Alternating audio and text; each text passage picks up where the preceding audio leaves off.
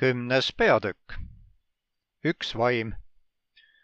Kahes eelmises peatükis nägime, et piibli järgi on Jumala vaim tõepoolest tema enda vaim, elu, kohalolek, mõistus ja sisemine olemus. Paulus ütleb, et ainult Jumala vaim teab, mis on Jumalas ja uurib kõike, isegi Jumala sügavusi. 1. Korintuse 2:10-11. Me nägime ka, et kui Jeesus rääkis trööstijast, pühast vaimust, siis mõtles ta iseennast kui kirgastatud vaimu.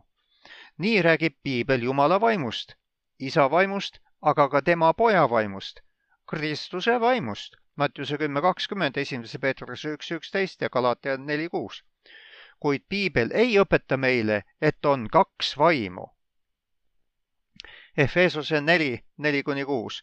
Üks ihu ja üks vaim, nagu te ka olete kutsutud üheks lootuseks oma kutsumise poolest.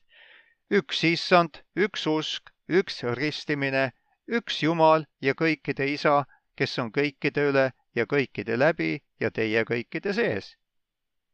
Mõned arvavad, et need salmid räägivad kolmainsusest. Lõppude lõpuks mainitakse seal isa, issandat ehk Kristust ja vaimu ning öeldakse, et nad on üks. Kuid salmid ei ütle, et need kolm on üks Jumal, vaid et kõiki seal mainitud tegelasi on üks. Tegelikult on 6. salmis öeldud, et ainult isa on Jumal ja kui kõik salmides mainitud asjad moodustaksid ühe jumaluse, siis koosneks see Jumal 7 mainitud asjast. See hõlmaks siis ka ihu, kogudus, lootust, usku ja ristimist. See ei saa olla tõsi. Piibel tõestab seega, et on üks vaim, vaata ka 1. Korintuse 12:13 ja Efesose 2:18. Lõpmatu Jumala vaim on aga teistsuguste omadustega kui loodud olendite vaim.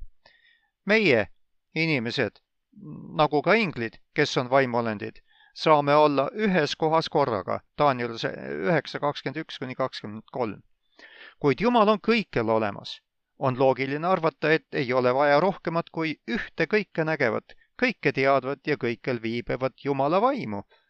Ühest piisab, et katta kõik. Ja kuna Jumal pidas vajalikuks, et kogu jumalikkuse täius elaks tema pojas, tähendab see, et isa ja poeg on vaimus täielikult üks. Kolossa 1:19. See andis õde Vaidile põhjuse kirjutada järgmised read. Kristus, sõna, Jumala ainusündinu, oli üks igavese isaga, üks olemuselt, iseloomult ja eesmärgilt. Ainus olend, kes suutis täielikult mõista kõiki Jumala eesmärke ja kavatsusi. Ellen White, Patriarhid ja prohvetid. A ja O, 1, lehekülg 13-14. Ainult Kristus on täielikult kursis isa mõtete ja lõpmatute plaanidega. Kuid Jumal on andnud meile kõigile oma vaimu. Ta on andnud meile eluvaimu ja ta on valmis valama oma püha vaimu meie peale. Kõike seda teeb ta oma poja kaudu ja seda teeb üks vaim, kes mõjutab meid kõiki, ilma et ta võtaks kellelgi tema isikupära ning identiteedi. Vaim on elu. Kuna ainult Kristus on vaimus täielikult üks oma isaga, saab ainult ja üksnes tema meile isa ilmutada. Ta ütleb, kõik on mu isa andnud minu kätte ja ükski muu ei tunne poega kui ainult isa ega ükski tunne isa kui ainult poeg ja see, kellele iganes poeg tahab seda ilmutada. Mattiuse 11:27. Kuidas siis ilmutab poeg meile isa? Jeesus õpetas, et me peame kummardama isa vaimus ja tões. Johannese 4:23. Me ei saa kummardada Jumalat lihas. Meie endi jõul ja inimlike pingutuste läbi saavutatud Jumala teenimine võib näida ilus ja religioosne, kuid ilma vaimuta on see mõttetu. Sellepärast, et liha mõtteviis on vaen Jumala vastu, sest ta ei alistu Jumala käsule ega võigi alistuda. Kes siis liha meeles on? Need ei või olla Jumalale meelepärased. Rooma 8:7 ja 8. Jeesus õpetas ka Johannese evangeeliumi 6. peatükis, kuidas isa ja poeg töötavad koos meie päästmise nimel. Jeesuse sõnad eluleivast on üks paljudest näidetest, mille kaudu ta õpetab meile tõde. Aga see on igavene elu, et nad tunneksid sind, ainust tõelist Jumalat ja Jeesust Kristust, kelle sina oled läkitanud, Johannese 17.3. Jeesus kordas, et isa annab inimesed talle, et ta omakorda saaks neile elu anda. Ükski ei või tulla minu juurde, kui teda ei tõmba isa, kes mind on läkitanud, ja mina äratan tema üles viimsel päeval. Johannese 6.44. Me oleme juba õppinud, et Jumal andis meile loomisel füüsilise elu oma armastatud poja kaudu. Täpselt samamoodi annab Jumal meile igavese elu Kristuse kaudu, kui me usume tema armastatud pojasse. Kui Jumal lõi sõna ehk Kristuse kaudu, puhus ta meisse elu vaimu. Samamoodi, kui Jumal teeb meid uuteks looduteks, sünnib see Kristuse kaudu. Jeesus puhus jüngrite peale ja ütles, võtke vastu püha vaim, Johannese 20.22. See vaim, Kristuse hingeõhk meis, on meie igavene elu. Ristimise sümboolika on kujukas illustratsioon inimese uuesti sünnist ja uuest elust Kristuses. Ristimises vee alla kastmisega loetakse endine inimene lihalikult surnuks ja maetakse koos Kristusega. Inimene saab ristimise kaudu maha maetud surmasse, aga kui usklik tõuseb ristimisveest, alustab ta uut elu, nii nagu Kristus äratati üles surnust isa kirkuse läbi. Nõnda arvatke teiegi endist surnud olevat patule, aga elavat Jumalale Kristuses Jeesuses. Rooma 6.11. Elamine Jumala jaoks Jeesuses Kristuses ei ole lihtsalt religioosne väljendusviis. See peab olema vaimne reaalsus. Paulus sõnastab selle väga selgelt. Ent nüüd ei ela enam mina, vaid Kristus elab minu sees ja mida ma nüüd elan lihas, seda ma elan usus Jumala pojasse, kes mind on armastanud ja on iseenese andnud minu eest. Galatia 2.20. Jeesus rõhutas seda vaimse elu aluspõhimõtet Kristust meis väga konkreetse sümboliga. Kes sööb minu liha ja joob minu verd, jääb minusse ja mina temasse. Nagu elav isa mind on läkitanud ja mina elan isa läbi, nõnda ka see, kes mind sööb, elab minu läbi. Johannese 6.56-57. Me kasutame neid sümboleid iga kord, kui osaleme pühal õhtusööma ajal ehk armulaual. Kui me usus saame osa Jeesuse ohvrist, mida sümboliseerivad leib ja vein, siis me sööme tema liha ning joome tema verd. Nende sümbolite kohaselt saame siis ka meie osa tema elust, igavesest elust. Kes seda teeb, jääb minusse ja mina temasse, nagu ütleb Jeesus. See puudutab just nimelt püha vaimu täiust.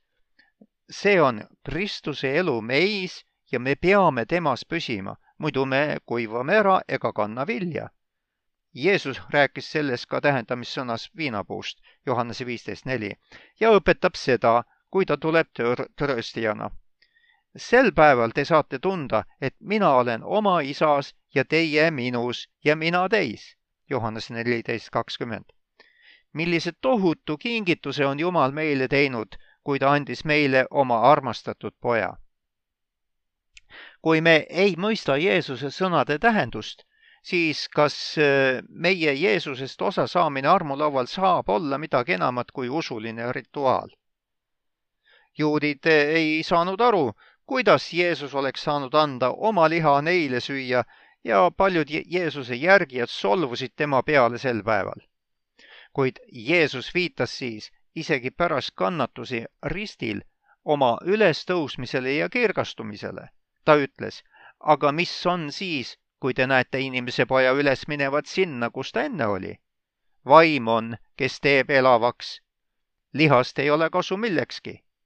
Sõnad, mis mina teile olen rääkinud, on vaim ja on elu. Johannese 6, 62 ja 63.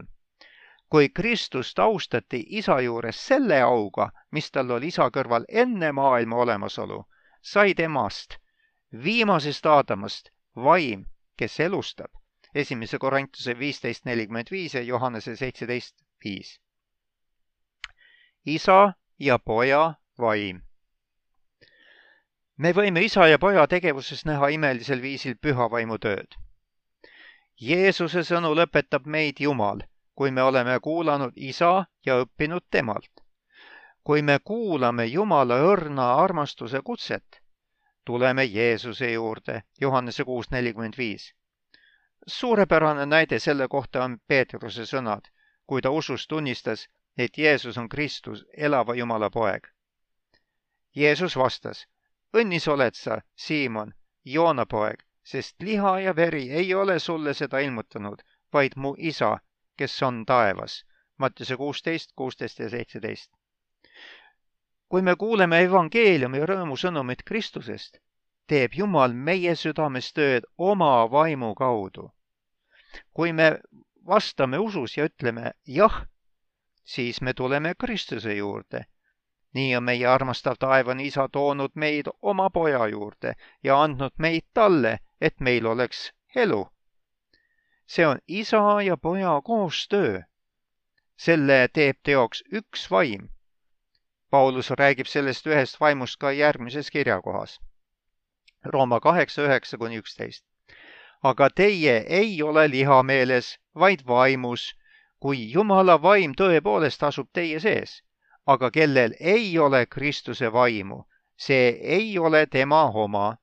Kui aga Kristus on teie sees, siis on küll ihu surnud patu pärast, aga vaim on elu õiguse pärast. Aga kui selle vaim, kes Jeesuse on surnust üles äratanud, teis elab, siis tema, kes Kristuse Jeesuse surnuist üles äratas, teeb ka teie surelikud ihud elavaks oma vaimu läbi, kes teis elab. Pange tähele, kui mitmel viisil räägib Paulus ühest ja samast vaimust. Nendes salmides kasutab ta järjestikku järgmisi väljendeid. Vaim, Jumala vaim, Kristuse vaim, Kristus, vaim, selle vaim, kes Kristuse Jeesuse surnuist üles äratas, vaim, kes teis elab. Paulus räägib siis ühest vaimust, kuid tema arvates on tegu just isa ja poja vaimuga. On üsna huvitav märkida, et nendes salmides nimetab Paulus Jumala vaimu meis ka Kristuseks. See on kooskõlas Jeesuse enda õpetussõnadega. Kui Kristus tuleb isa poolt saadetud trööstijana, ütleb Jeesus, et me tuleme uskliku juurde. Kui keegi mind armastab, küll ta peab minu sõna ja minu isa armastab teda ja me tuleme tema juurde ja teeme eluaseme tema juurde, Johannese 14:23.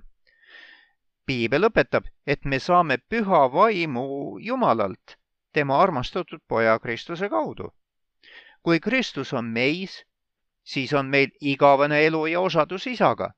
Johannes ütleb selle kõige võimsama tõe väga selgelt oma esimeses kirjas. Ja see on see tunnistus, et Jumal on meile andnud igavese elu ja see elu on tema pojas. Kellel on poeg, sellel on elu. Kellel Jumala poega ei ole, sellel ei ole elu. 1. Johannese 5:11-12. Vaim teeb elavaks ja see saab teoks ainult siis, kui Kristus on meis ja meie temas. Paulus ütleb, sest issand on vaim ja kus on issanda vaim, seal on vabadus. 2. Korintuse 3:17, võrdle Johannese 8:36. Paulus ütleb oma kirjades järjekindlalt, et Jeesus Kristus on see issand. 2. Korintuse 4:5 ja 1. peatükk salmid 2 ja 3. See üks vaim, mida Paulus kuulutab, on seega Kristuse elu meis ja selles elus on Jumala isa enda elu.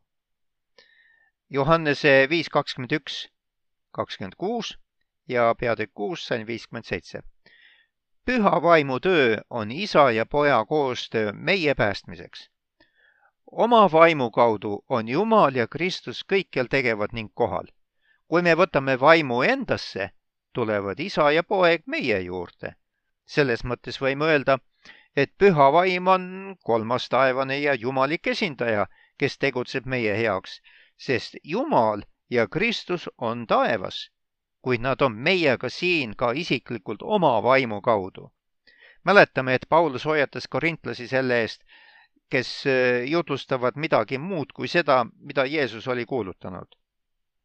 Selle tulemus on ka teise vaimu saamine, 2 Korintuse 11.4. Kordame mälu värskendamiseks, millise vaimu saamist tänapäeva kristluses tunnistatakse. Kolmainsusõpetuse kohaselt ei ole isa mitte poeg, poeg ei ole vaim ja vaim ei ole isa, vaid Jumal, igavene vaim, on neist erinev isik. See õpetus toob Jumala ja tema armastatud poja kõrvale kolmanda olendi, treteism, või isiku nii-öelda kolmainsus, kes väärib meie kummardamist. See teine vaim teeb meis seda tööd, mida piibli järgi teevad ainult isa ja poeg. See teine vaim asub elama meie keha templisse, kuigi piibel ütleb, et Jumal on saatnud meie südamesse oma poja vaimu, kes hüüab Appa, isa.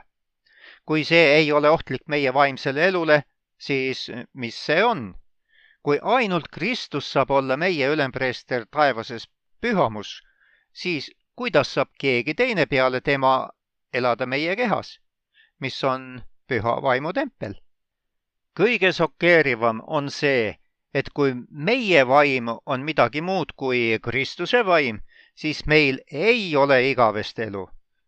Vaim, mis ei kirgasta Kristust, ei võta tema omast ega ilmuta teda meile, vaid pöörab meie pilgu temast ära. Ja see on maailma vaim, mitte tõe vaim. Ja kokkuvõtte räägitust on ainult üks vaim, isa ja poja vaim. Püha vaimu töö on isa ja poja koostöö meie päästmiseks. Saame vaimust osa Kristuse kaudu. Jumala vaim on tema elu, mis on antud meile Kristuse kaudu. Kristus meis on tema jumalik elu meis. Ristimine ja armulaud sümboliseerivad seda püha vaimu osadust Kristuses.